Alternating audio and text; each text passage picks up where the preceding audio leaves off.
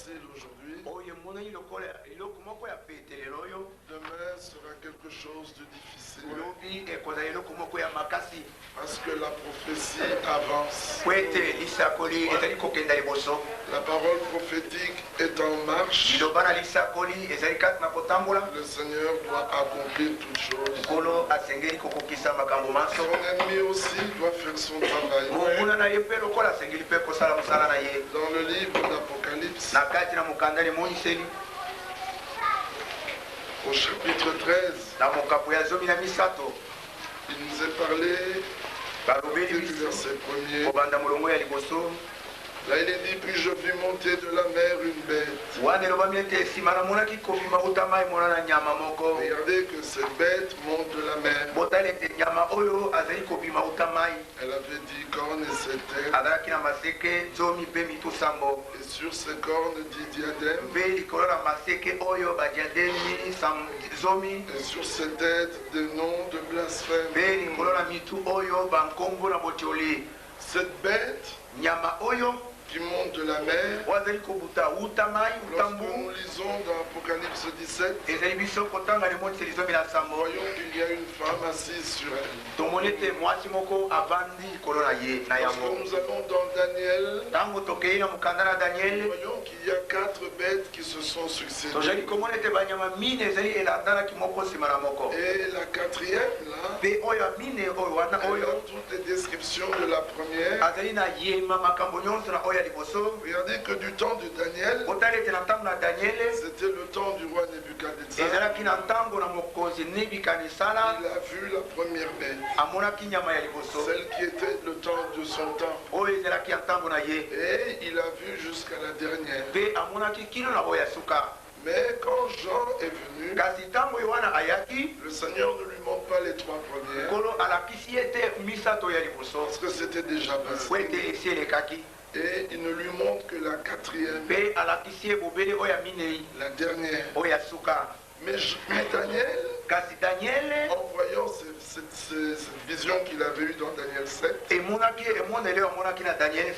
fut pas étonné par les 3 premières bêtes. Il fut étonné par la dernière. Et il dit, nous sommes dans Daniel 7, verset 19. Ensuite, je désirais savoir la vérité sur le 4e animal, qui était différent de tous les autres, extrêmement terrible, qui avait des dents de fer et des ongles d'airain, qui mangeait, brisait, foulait aux pieds ce qui restait. Et il voulut aussi connaître la vérité sur les 10 cornes qu'il avait à la tête et sur l'autre qui était sorti et devant laquelle 3 étaient tombés. Sur cette corne qui avait des yeux, une bouche, parlant avec arrogance et une plus grande apparence que les autres. Daniel n'a pas pris à la légère ce qu'il a vu. Il voulut connaître la vérité sur la 4e bête. Et quand il nous dit qu'elle est plus terrible que toutes les autres, elle brise, elle foule. C'est quelque chose qui est très important. Quand on va dans Apocalypse 17,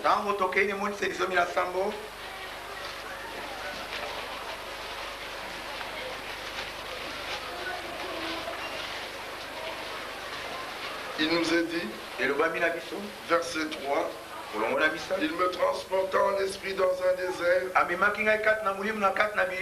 je vis une femme assise sur une bête écarlate, pleine de noms de blasphème, ayant 7 têtes et 10 cornes.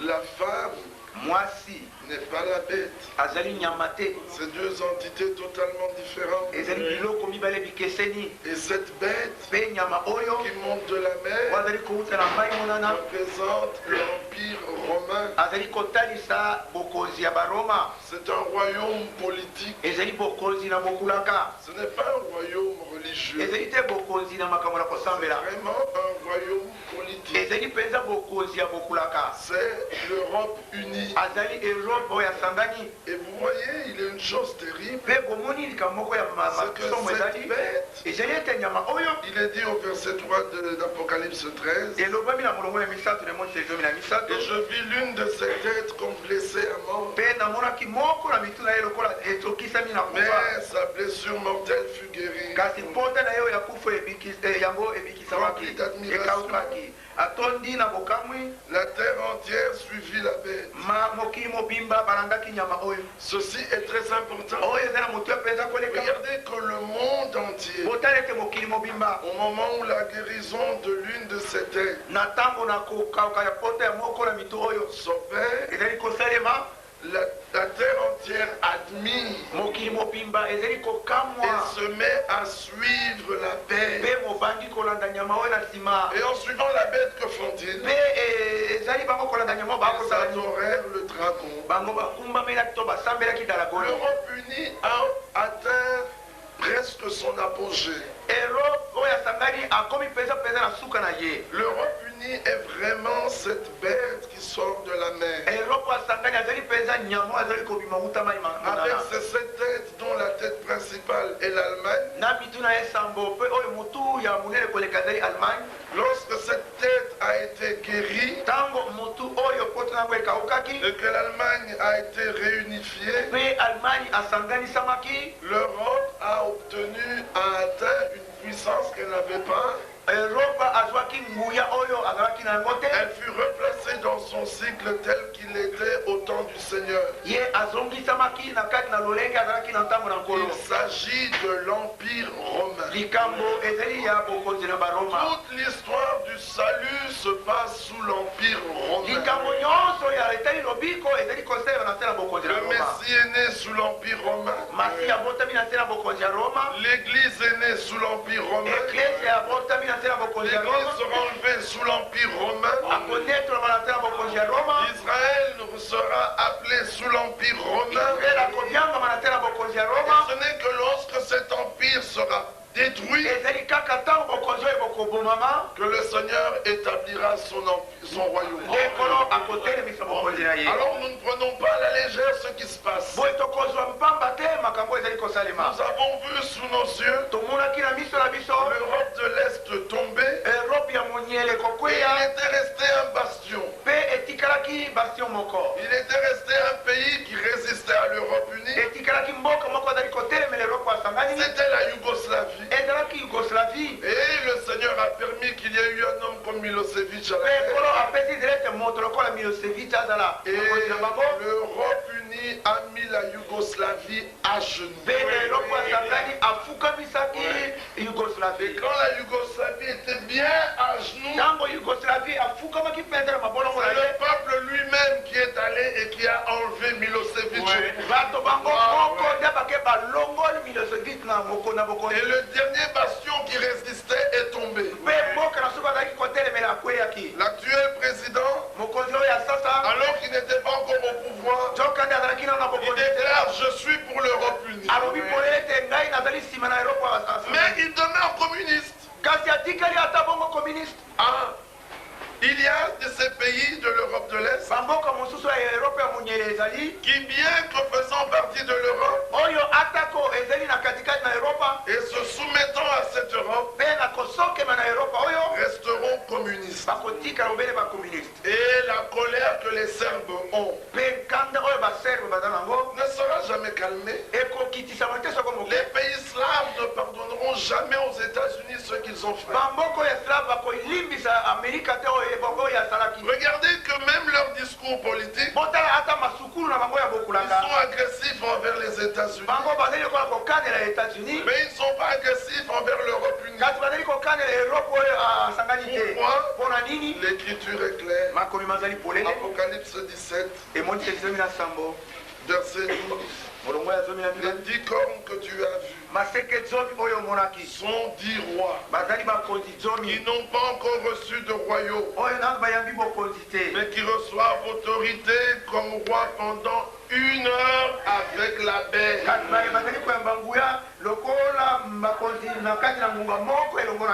Ils ont un même dessein et ils donnent leur puissance et leur autorité à la bête. Est-ce que nous comprenons la chose? Il y a les 7 têtes. Ils représentent les 7 pays dirigeants de l'Europe. Mais les 10 cornes sont 10 rois qui du temps de Jean n'avaient pas encore reçu de royaume. Mais qui au temps de la fin recevront autorité comme roi pendant 1 heure avec la paix. Et que ce soit les pays de l'Est ou les pays de l'Ouest, ils ont un même dessein. Et ils donnent leur puissance et leur autorité à la bête. Bien aimé, il y a la bête qui monte de la mer. C'est l'Europe unie. Et regardez que cette bête, dans toute sa description, est semblable à la bête qui monte de l'abîme. Dans Apocalypse 17, à partir du verset 7, l'ange me dit, pourquoi t'étonnes-tu? Je te dirai le mystère de la femme et de la bête qui la porte, qui a les 7 têtes et les 10 cornes. La bête que tu as vue était et elle n'est plus. Mais écoutez ici, elle doit monter de l'abîme et aller à la perdition.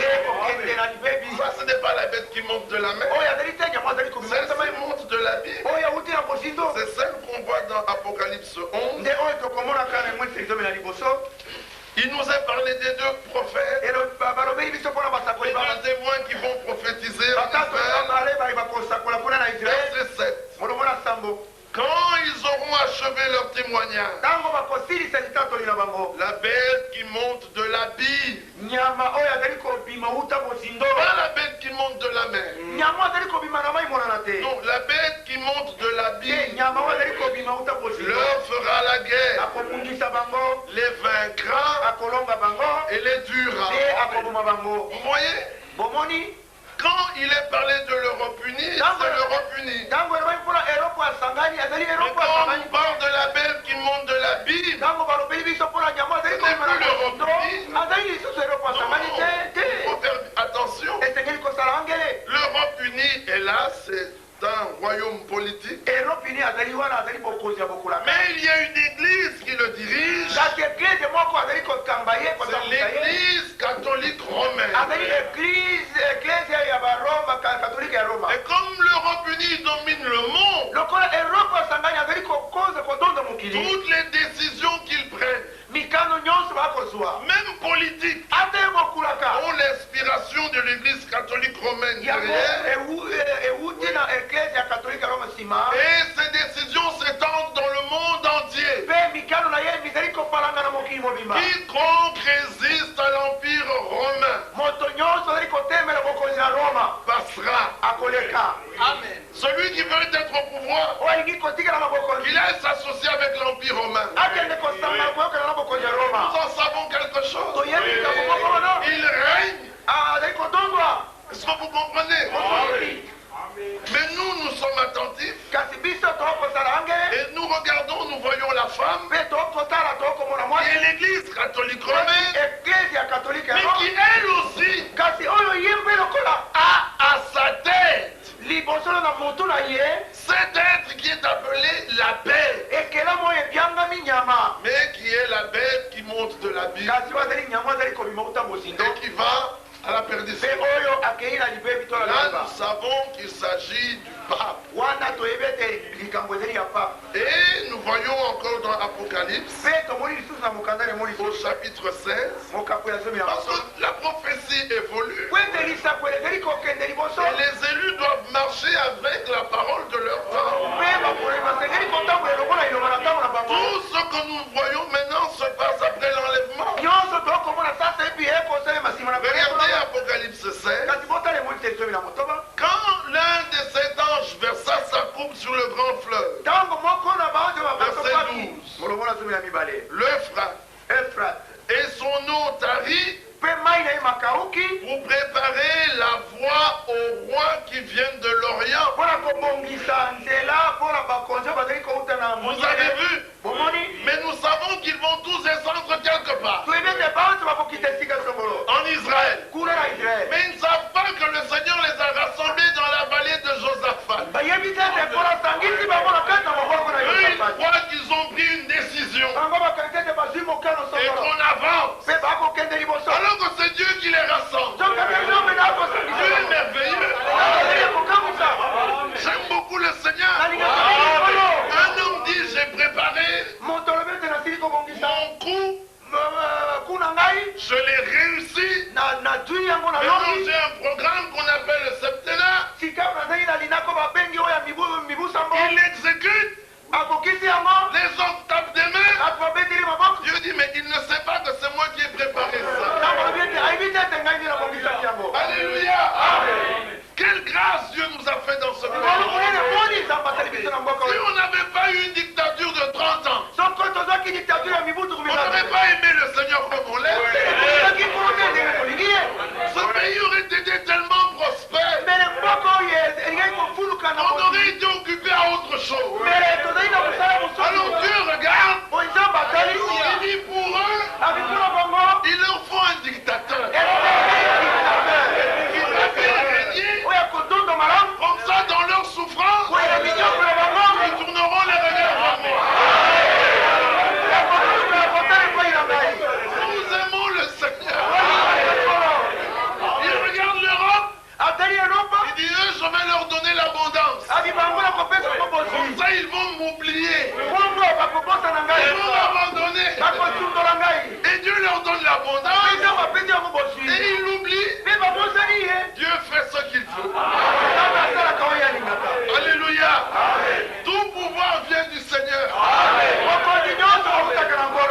Et il y aura même ces rois de l'Orient. Ils passeront par le fleuve de l'Euphrate. Quelle armée qui descendra pour traverser le fleuve. Pour aller où? Pour aller à Jérusalem. Mais que dit l'Écriture? Joël. Allons directement dans Joël. Joël chapitre 3. Le Seigneur dit, car voici en ces jours, en ce temps-là, quand je ramènerai les captifs de Juda et de Jérusalem, je rassemblerai toutes les nations et je les ferai descendre dans la vallée de Josaphat. Eux disent, nous allons détruire. Les résolutions de l'ONU doivent s'exécuter. Ce petit pays, Israël, a résisté trop longtemps aux décisions de l'ONU. Ils étaient soutenus par l'Amérique. Maintenant, on va les détruire. Dieu dit, je les rassemblerai. Je les ferai descendre dans la vallée de Josaphat. Là, j'entrerai en jugement avec elle. Au sujet de mon peuple d'Israël, mon héritage, qu'elles ont dispersé parmi les nations. Et au sujet de mon pays, qu'elles se sont partagées. Donc Michée, il dit encore une chose merveilleuse. Je crois que c'est Michée, oui.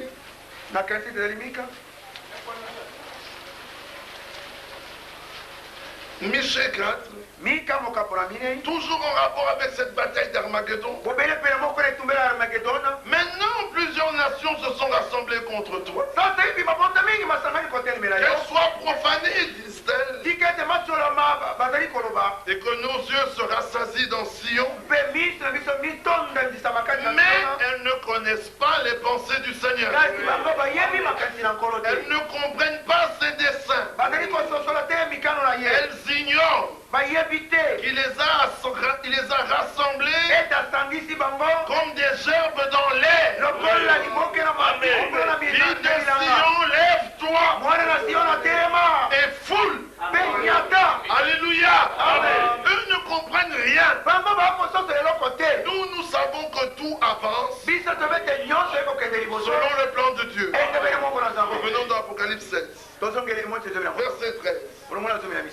Maintenant, dans la dernière phase, il est dit, je vis sortir de la gueule du dragon, de la gueule de la bête et de la bouche du faux prophète, 3 esprits impurs semblables à des grenouilles, car ce sont des esprits de démons qui font des prodiges et qui vont vers les rois de toute la terre afin de les rassembler pour le combat du grand jour du Dieu Tout-Puissant.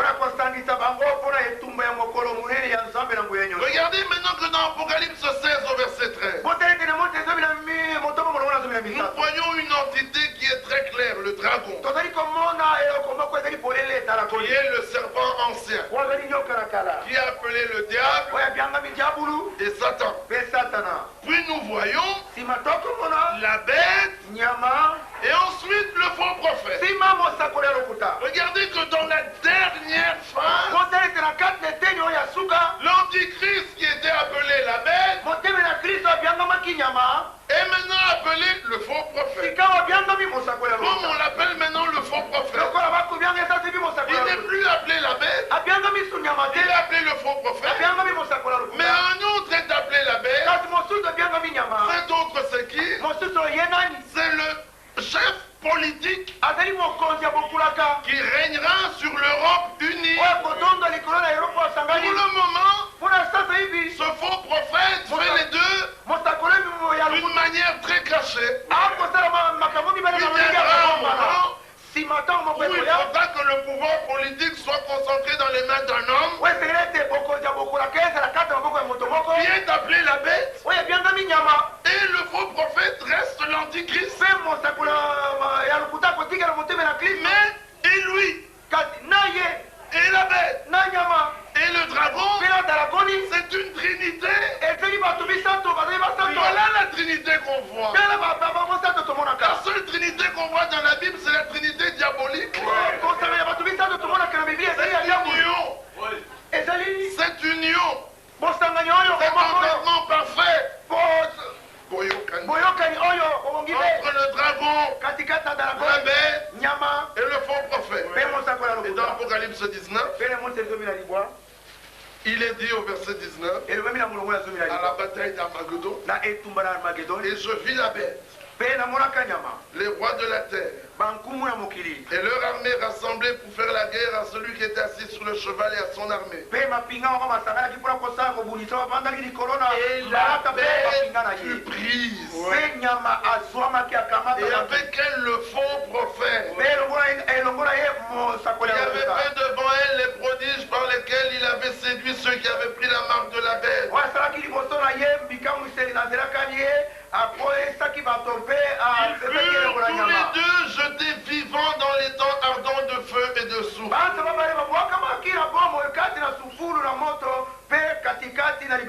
Vous voyez qu'à la fin, le faux prophète et la bête, c'est pas la même personne. Ce sont deux personnes bien vivantes. L'un est appelé le faux prophète, l'autre est appelé la bête. Dans le langage biblique, on doit toujours faire attention. Ce n'est pas parce que tu as retrouvé le même terme ici, puis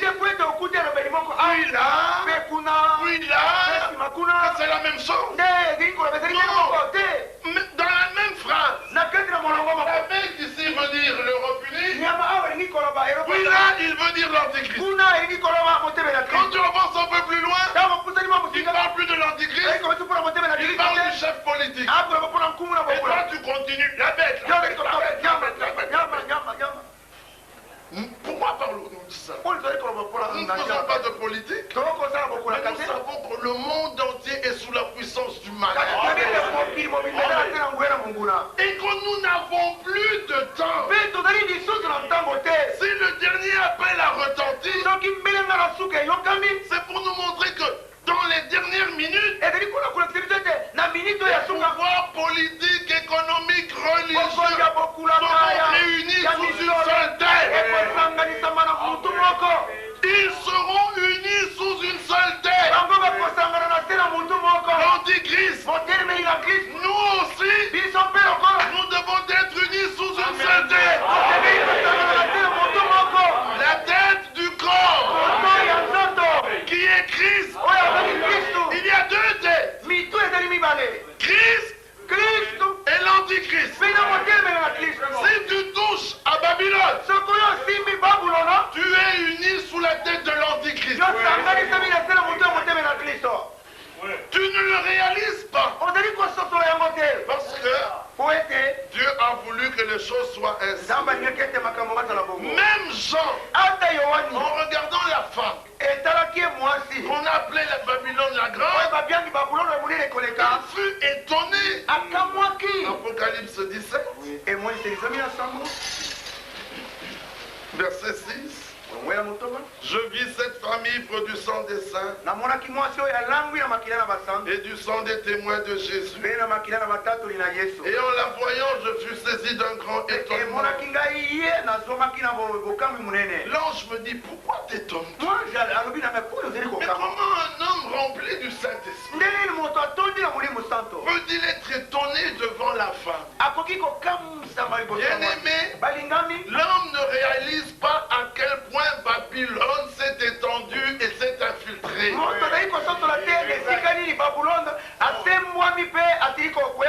Si vous ne faites pas attention, vous goûterez à Babylone sans le savoir. Et vous direz, quel sage du temps de la fin. Alors que vous avez déjà goûté à Babylone, Jean est étonné. C'est cette femme. L'ange lui dit, mais pourquoi t'étonnes? Je vais te dire le mystère. Ne t'étonne pas. Ce sont des choses cachées. Si on ne te les montre pas, tu ne sauras pas. Vous prenez même la plus petite chose de Babylone, même une aiguille ne doit pas sortir. Oui. Même pas une aiguille. Laissez toutes les aiguilles, tous les clous, tous les fils. De Babylone à Babylone.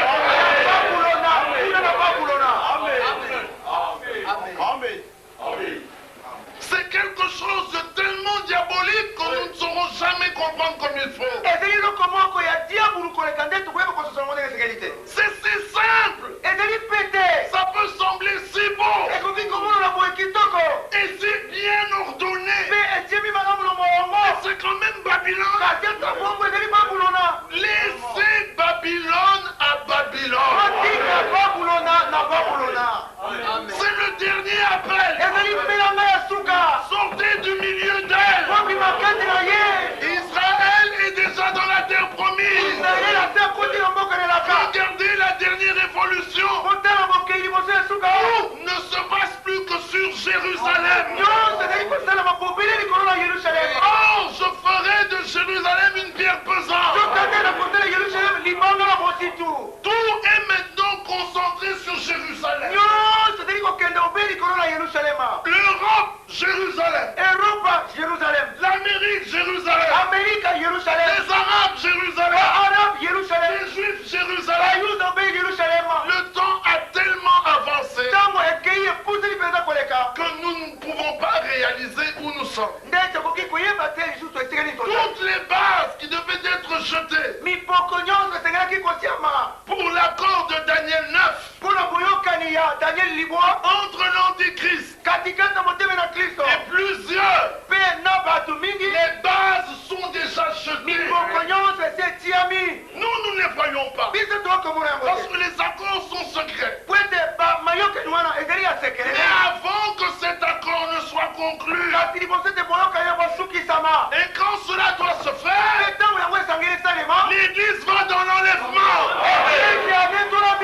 Mais avant que l'Église aille dans l'enlèvement, l'Église doit être restaurée.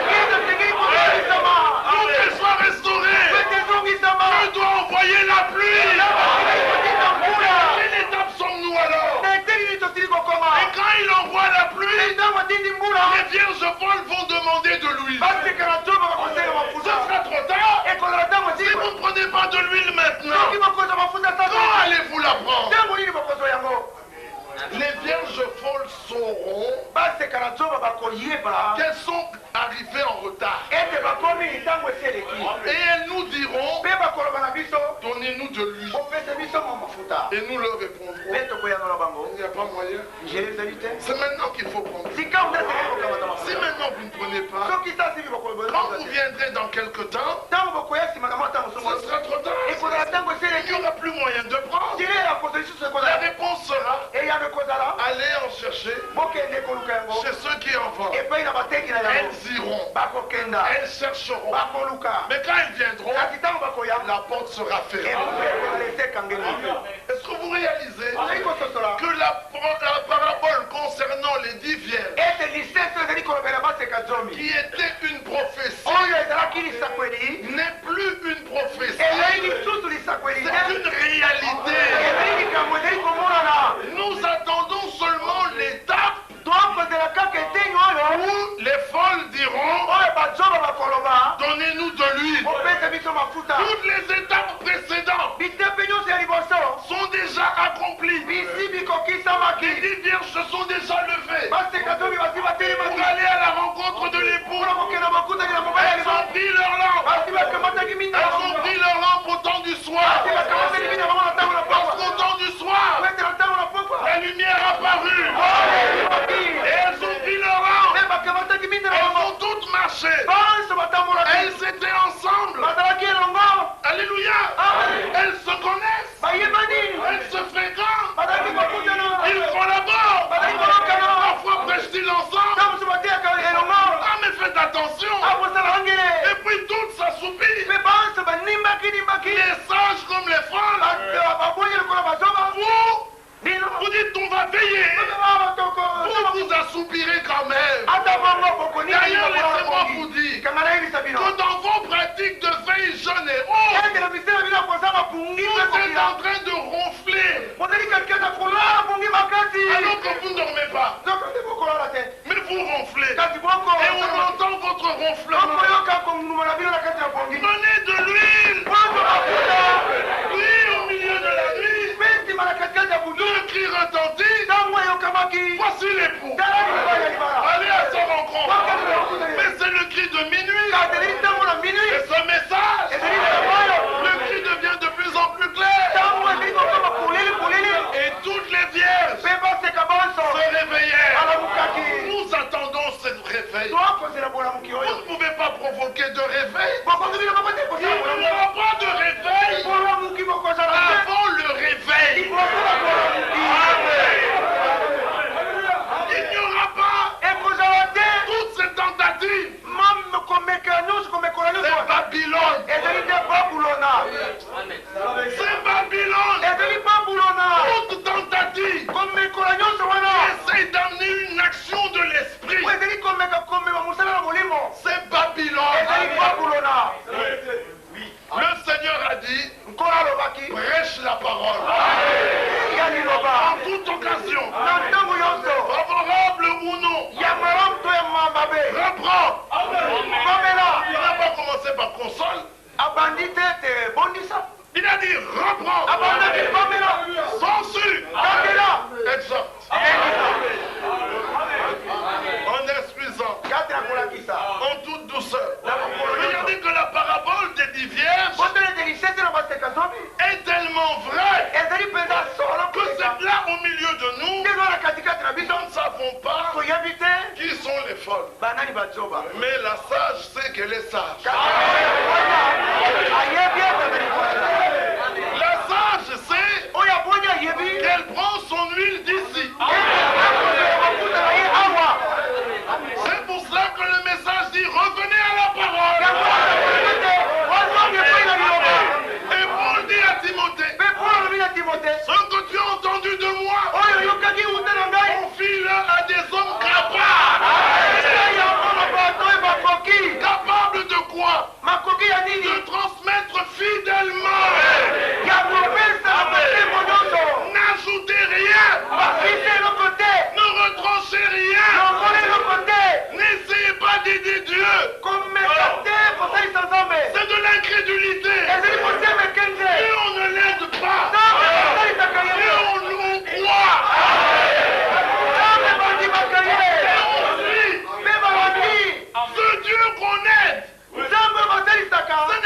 mon Dieu. Non. Mon Dieu, il me porte. Il dit dans Isaïe, de ta naissance jusqu'à ta vieillesse, vous allez l'aider. L'Écriture dit, belle tombe, les bons s'écroulent, les ânes qui les portaient sont fatigués. Regardez les doctrines, comment elles tombent. N'aidez pas Dieu. Bien aimé, les idoles on les façonne. Mais notre Dieu, on l'accepte tel qu'il est. Et sa parole, nous la prenons comme elle est. Mais l'idole façonnée, quand la correction vient, au lieu de la brûler au feu et de préparer avec de la nourriture, on commence encore à l'arranger. On arrondit un coin. Et puis on fait disparaître un autre. Et on se consulte. Maintenant tu trouves que ça va? Je dis oui. Mais quand les envoyés viennent, belle tombe. Les bons s'écroulent. Quand l'envoyé part, tu prends encore ton marteau et tu arrondis encore. Quand tu arrondis sous pas, sa fin c'est le feu. L'idole prépare avec la nourriture. Réchauffe-toi. Quand il fait froid, allume le feu avec. Un feu naturel. Mais le feu divin, c'est Dieu qui le fait. Dans cet âge, il a envoyé la parole dans sa plénitude. Il dit ma parole est un feu. Alléluia. Ce qui est bien avec la parole, c'est qu'elle-même sait ce qu'elle doit faire. Nous entendons exactement la même chose. C'est l'un, c'est la semence.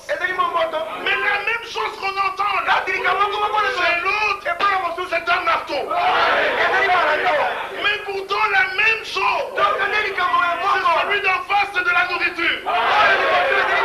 Et celui qui est derrière, c'est de l'eau. La même phrase. Dieu sait ce qu'il doit faire. Dans les cœurs. Alléluia. Notre Dieu est bon. Alléluia. Et dans Apocalypse 13, arrivé au verset 11, il nous montre une autre bête qui monte de la terre. Celle-là, elle a 2 cornes. Elle a l'air d'un agneau. Et cependant, mais il y a une chose ici. Mais où est les choses? Là, elle est vide pour qui? C'est un trône. Vous levez les frères, vous laissez une chaise vide. Pour qui? Notre Seigneur n'en a pas besoin. Il est sur son trône.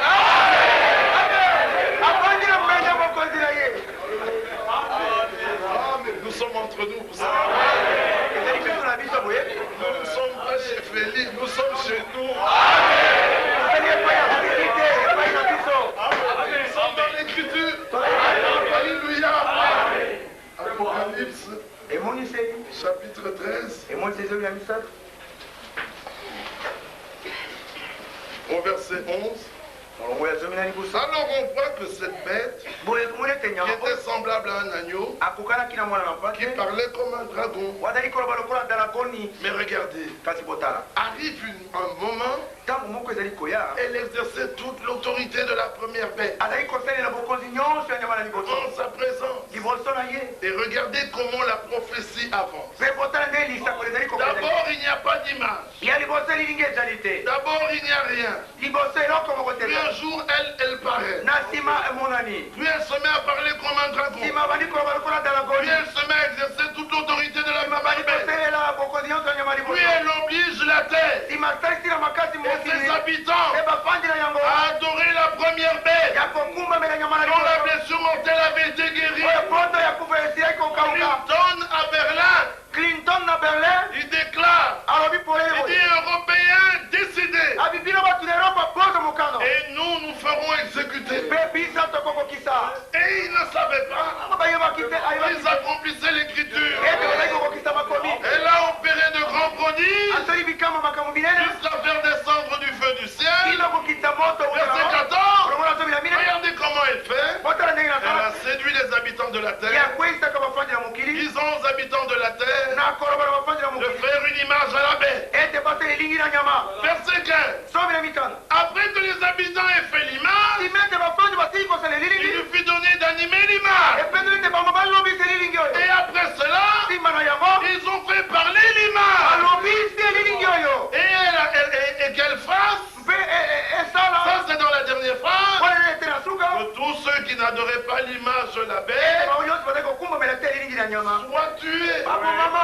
Nous ne sommes plus au temps où on pouvait dire aux gens, quand vous êtes dans un endroit où il n'y a pas d'assemblée, allez n'importe où, vous trouverez quand même un peu de peur et jetez les eaux. Cette étape est terminée. Remarquez que dans Matthieu 13, avant que le grain ne soit amassé, il faut d'abord que la paille soit liée. La paille est liée par les fausses doctrines.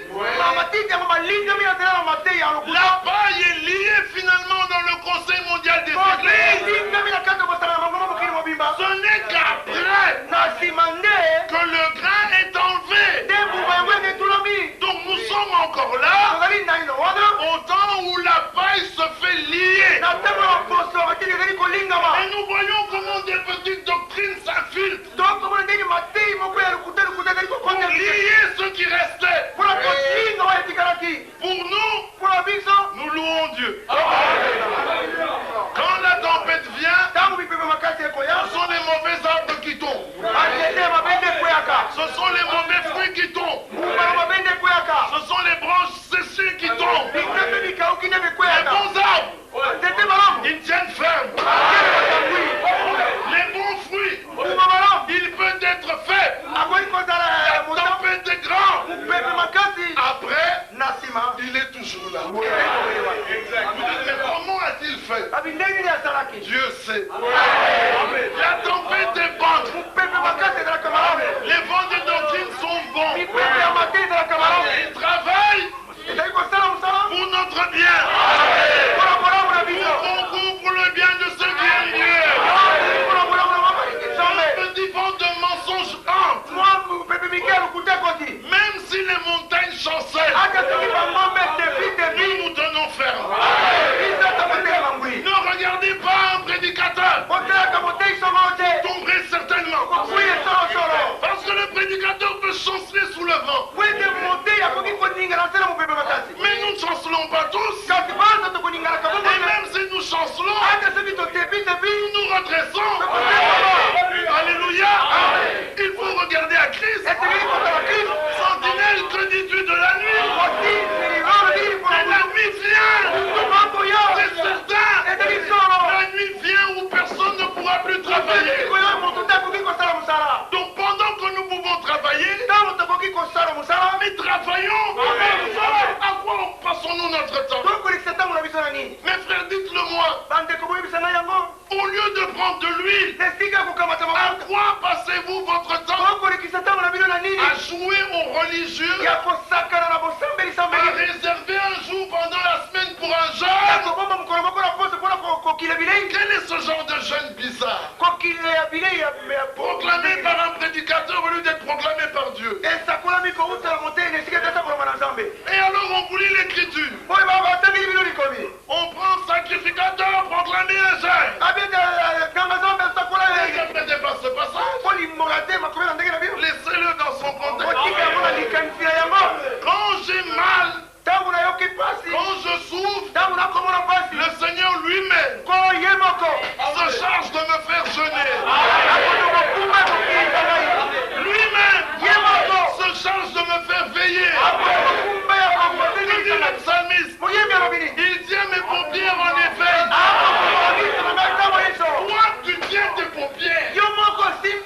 éveil. Encore un peu. Lui mettrait un peu de scotch pour que ça reste comme ça.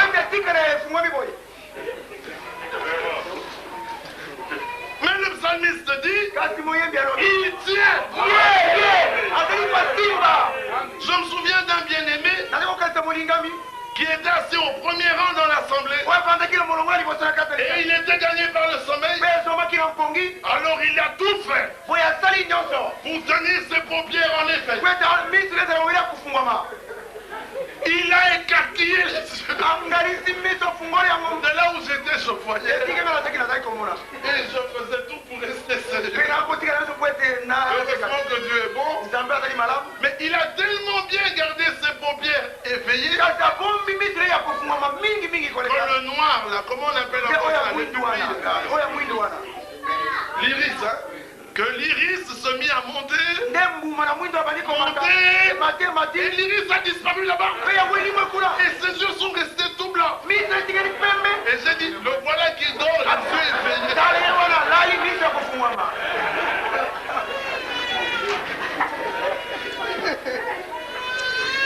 Quand le sommeil te gagne, lève-toi.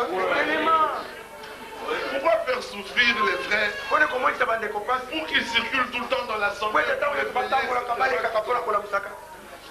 Laissez nos frères tranquilles qui suivent aussi la parole. La parole sort, eux doivent circuler.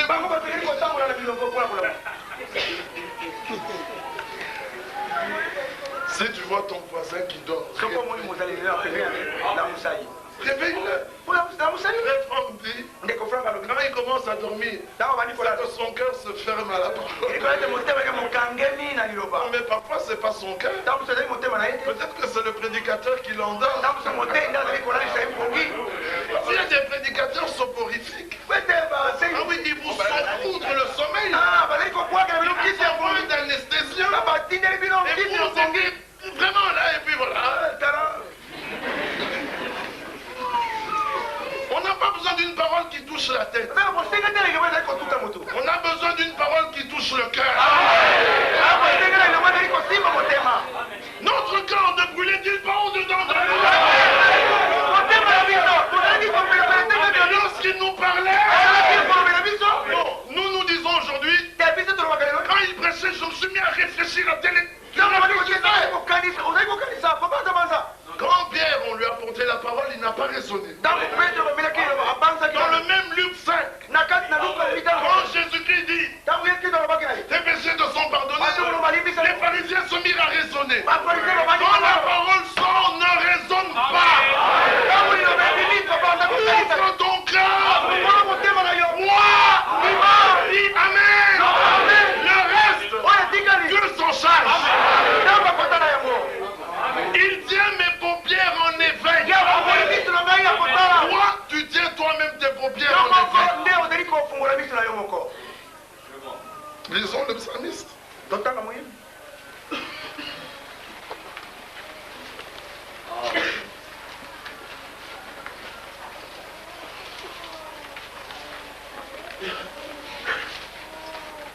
Nous sommes au chapitre 77. 67. Au verset 5. Tu tiens mes paupières en éveil. Amen. Amen. Quand le Seigneur te fait ça, tu peux être éveillé toute la nuit du son de l'écriture. Tu l'as fait. Amen. Ce n'est pas toi qui le fais. Et puis tu vas te mettre debout près d'un poteau pour ne pas dormir. La nuit est faite pour dormir. Mais le Seigneur permettra que tu puisses être réveillé pour sonder. Arrêtez de chercher des réveils. Les réveils ne se cherchent pas. Ils s'attendent au temps de Dieu. Et sachant qu'ils viennent, nous semons la semence.